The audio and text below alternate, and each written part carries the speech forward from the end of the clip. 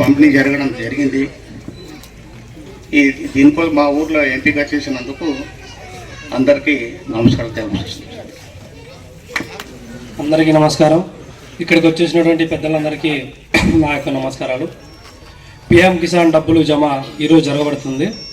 Already అక్టోబర్లో ఒకటి పడింది, మేలో ఒకటి పడింది, అక్టోబర్లో పడాలి. కొన్నిసార్లు చెప్పినట్టుగా ఎలక్షన్స్ ప్రకారంగా ఈ నెలలో పడతా ఉంది ఈరోజు. సో అందరికీ కంగ్రాచులేషన్స్. నాకు ఈ అవకాశం ఇచ్చినటువంటి పెద్దలందరికీ నా ధన్యవాదాలు. Thank you. ఇబ్బందులను దృష్టిలో పెట్టుకొని రైతులకు ఆసరాగా ప్రభుత్వం ఉండాలనేటువంటి ఆలోచనతోటి కేంద్ర రాష్ట్ర ప్రభుత్వాలు ఈ యొక్క డబ్బులను ఎక్కడా ఒక్క రూపాయి అవినీతి జరగకుండా డైరెక్ట్గా రైతుల ఖాతాల్లో పడి వాళ్లకు లబ్ధి చేకూరేటువంటి కార్యక్రమం ఈరోజు మనం ఇక్కడ చేస్తూ ఉన్నాం. రైతన్నలు పట్టణాల్లో మేమైతే తీరిగ్గా 7కో 7:30కో లేస్తాం. రైతన్నలు పాపం 4:30-5కే లేచి వాళ్ళు వెళ్ళిపోతారు పొలాలకి. పాములు ఉంటాయి, చెట్లు ఉంటాయి, పుట్టలు ఉంటాయి, వాన వస్తుంది. అన్నిటినీ ఎదుర్కొని దేశానికి తిండి పెట్టడం కోసం ఎంతో కష్టపడేటువంటి వ్యక్తులు ఈ దేశంలో ఒకవైపు జవాన్లు అయితే మరోవైపు రైతన్నలు. వీరందరి యొక్క కష్ట సుఖాలను కేంద్ర రాష్ట్ర ప్రభుత్వాలు తీర్చే దిశగా అన్నదాత సుఖీభవ, పిఎం కిసాన్ యోజన అనేటువంటి కార్యక్రమాల ద్వారా మీకు చేయూతనిచ్చేటువంటి కార్యక్రమం చేస్తూ ఉన్నాం.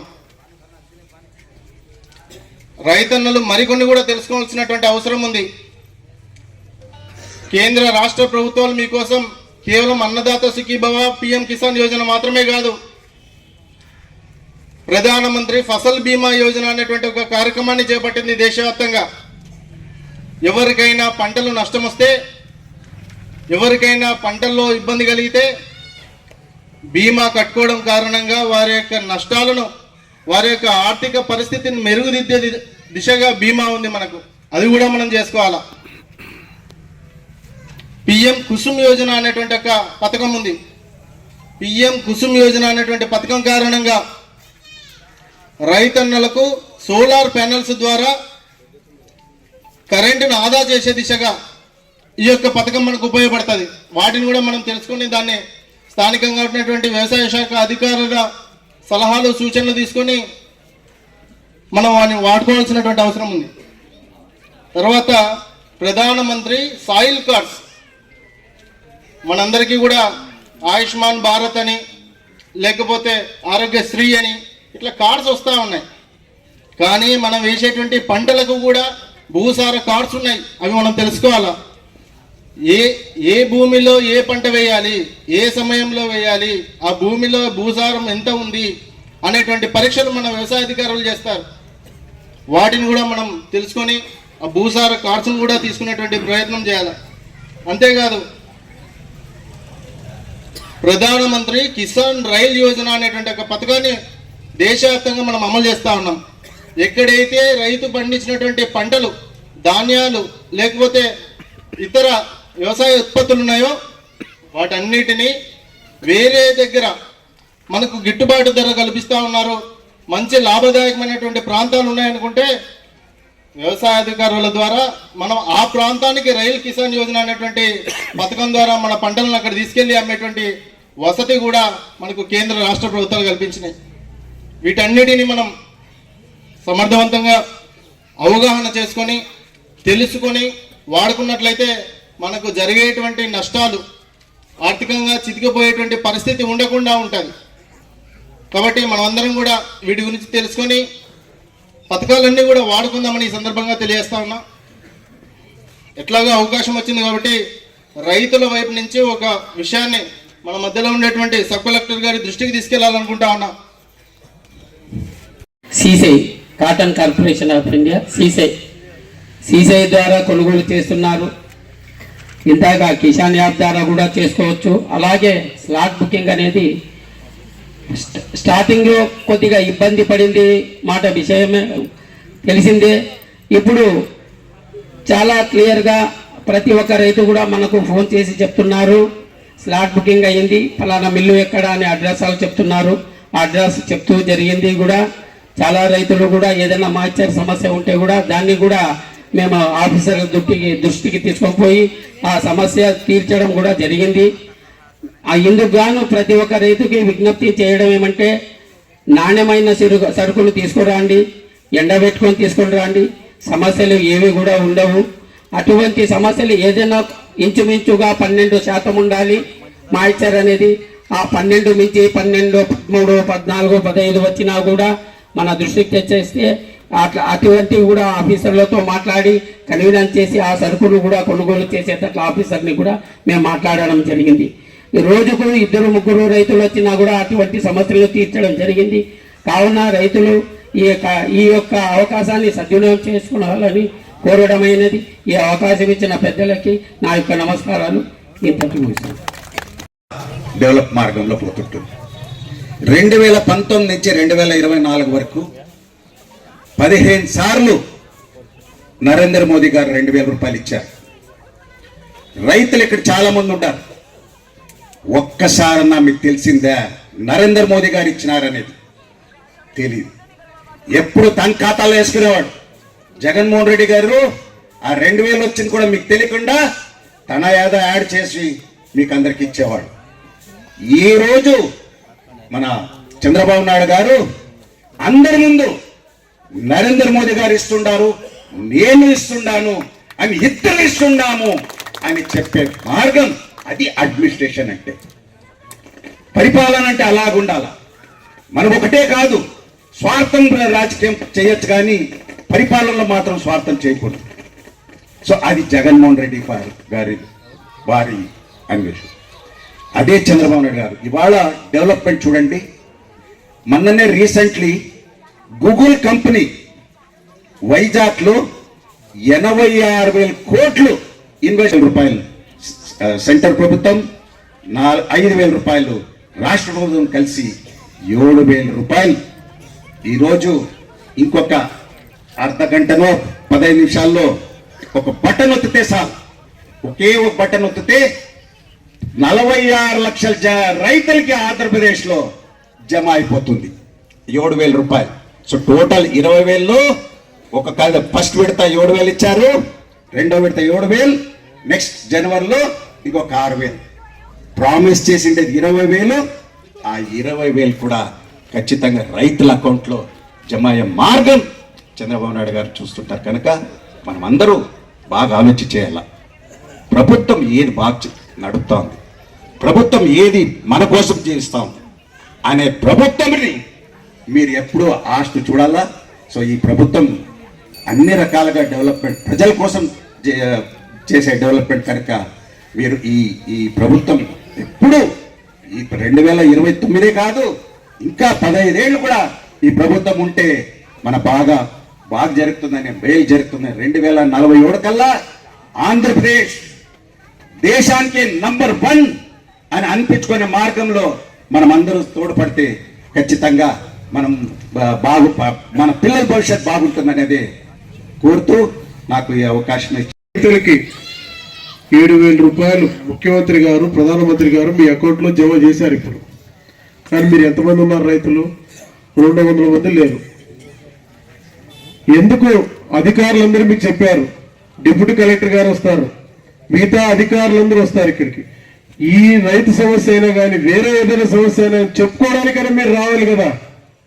మీ బాధ్యత. ఇప్పుడు మేము అందరూ ఎందుకు వచ్చాం, పనులు విడిచిపెట్టి ఎందుకు వచ్చాం? మీకు అంతా ఏదైనా సమస్య ఉంటే మాట్లాడి అధికారులు, మా ముఖ్యమంత్రి గారు కానీ, పవన్ కళ్యాణ్ గారు కానీ, ప్రధానమంత్రి గారు కానీ ఇక్కడ పంపించడం ఎందుకు?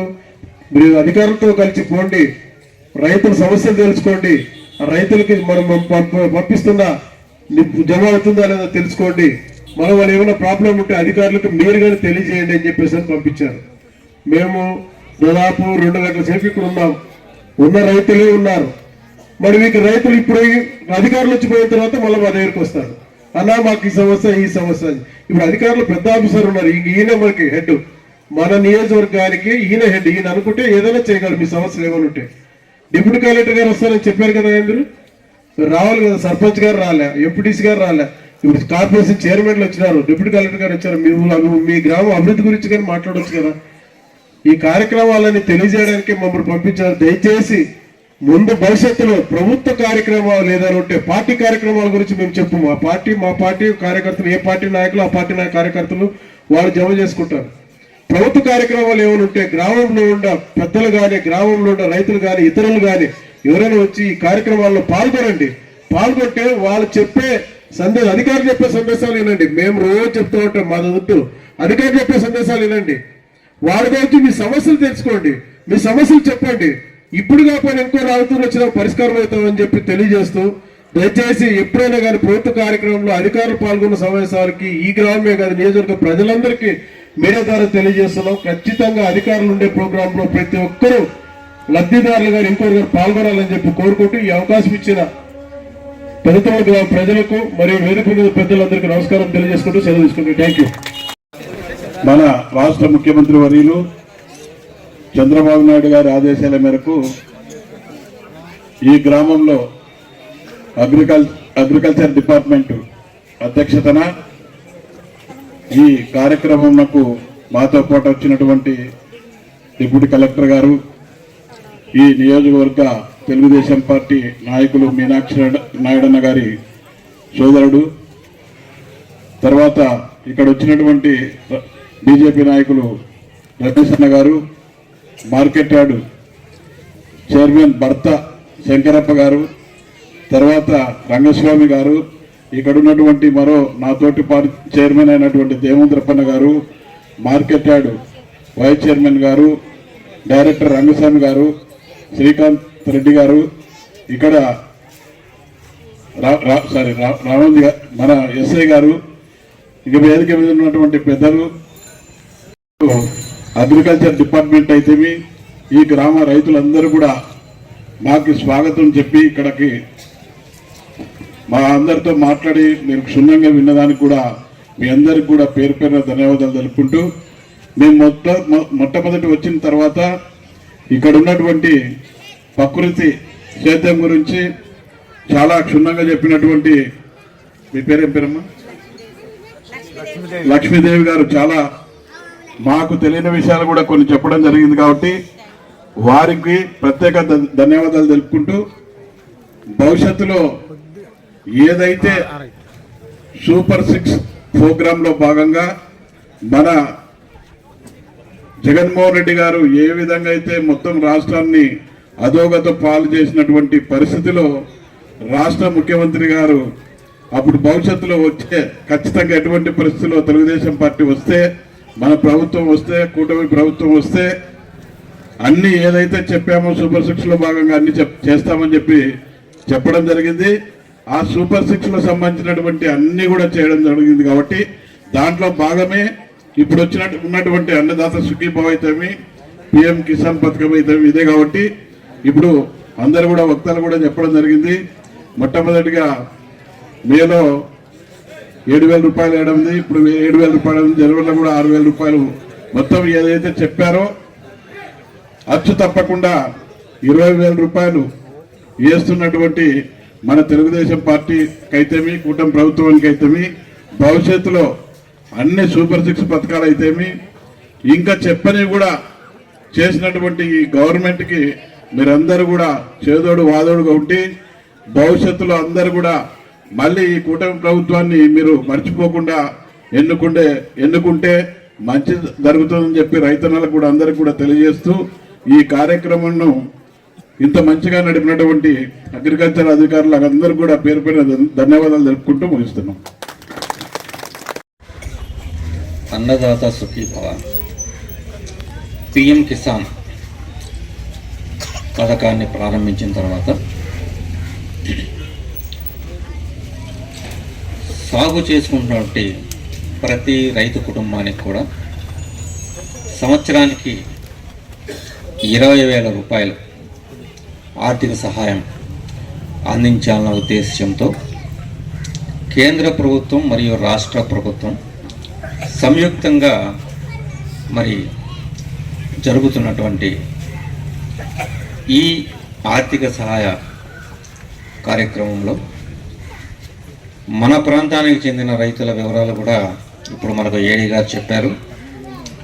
18,722 మంది మనకు నియోజకవర్గంలో ఈ పథకం క్రింద లబ్ధి పొందుతున్నటువంటి రైతులు కాగా మన గ్రామంలో కూడా 877 మంది రైతులు ఈ పథకం కింద లబ్ధి పొందుతున్నారు.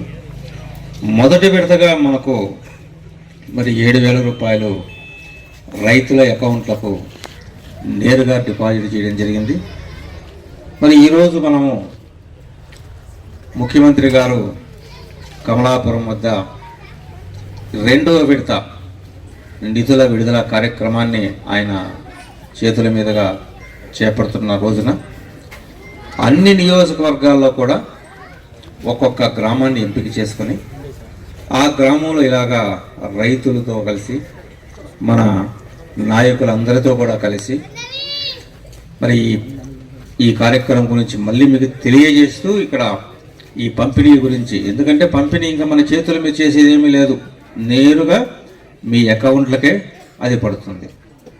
సో మనకు ఈ రోజుల్లో మనం బాగా అప్డేట్ అయినటువంటి ఈ రోజుల్లో రైతులకు కానివ్వండి, ఇతర పథకాల కింద ఉన్న లబ్ధిదారులకు కానివ్వండి, నేరుగా వాళ్ళ అకౌంట్లకే నేరుగా జమ కావడం అనేది చాలా గొప్ప విషయం, అందరికి కూడా ఉపయోగపడే విషయం. కాబట్టి మీ అందరికీ నేను విజ్ఞప్తి చేస్తున్నాను, ఇక్కడ ఈ కార్యక్రమంలో